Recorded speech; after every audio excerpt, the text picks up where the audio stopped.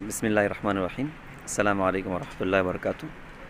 الحمدللہ یہ ہمارے لیے بہت بڑی سعادت کی بات ہے کہ عالم اسلام کی ایک بڑی شخصیت جن سے اللہ پاک نے ورلڈ لیول پر اپنے دین کا کام ماشاءاللہ لیا ہے، حضرت سے ملاقات مکۃ المکرمہ میں ہوئی اللہ کے فضل سے، اور برسوں کی ہماری چاہت تھی کہ حضرت سے ملاقات ہو جائے، بڑا قلبی تعلق بھی حضرت سے رہا الحمدللہ۔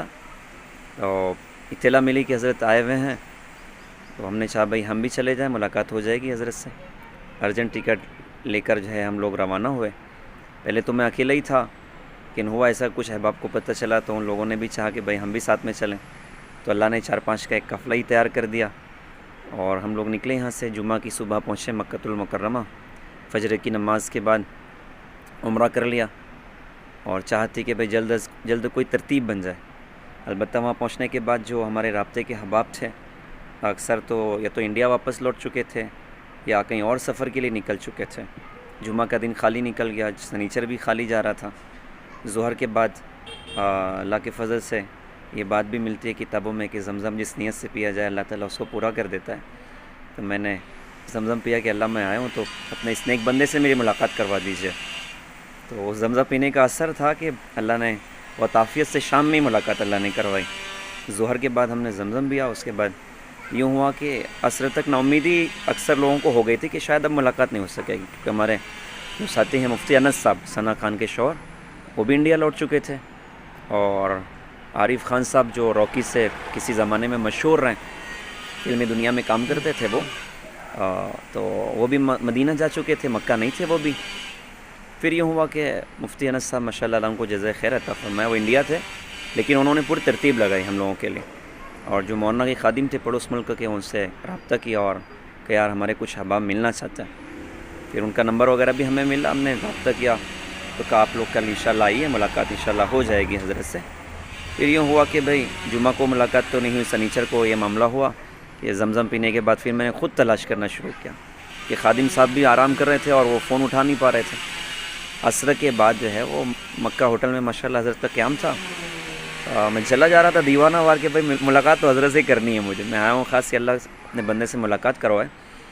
تو ہوٹل میں جب داخل ہوا تو 2 بندے بیٹھے ہوئے تھے کرتے پاجامے میں نے حکمتاً یہ کیا کہ ان سے یہ پوچھا نہیں کہ کیا مولانا طارق جمیل صاحب یہاں پر ہیں۔ میں نے جاتے ہی سلام کیا اور کہا یار مولانا کہاں ہے، مل نہیں رہے۔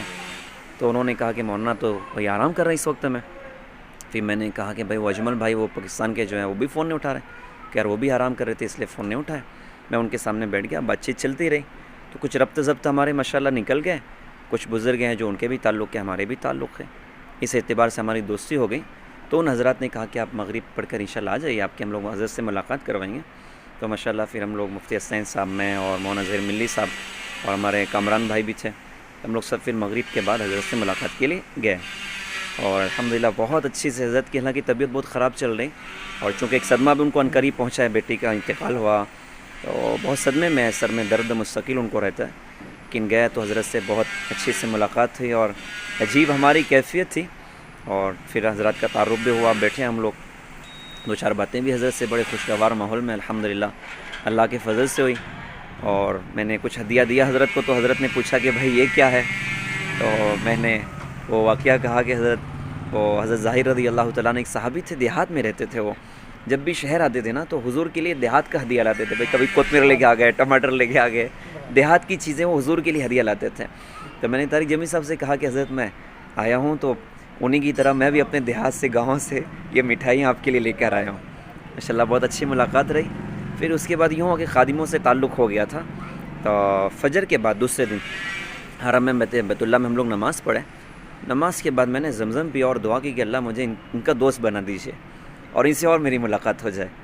تو بس میں نے پیا، باہر نکلا، مجھے خادم کا میسج آیا واٹس ایپ پر، اور میسج یوں آیا کہ بھائی مولانا طارق جمیل صاحب 9 بجے طواف کے لیے نکل رہے ہیں، تو بہتر ہوگا آپ بھی آ جائیے تو ساتھ میں طواف ہو جائے گا۔ میں نے کہا اس سے بڑی سعادت اور کیا ہوگی میرے لیے، تو میں نے کہا بھائی بالکل بندہ حاضر ہو جائے گا۔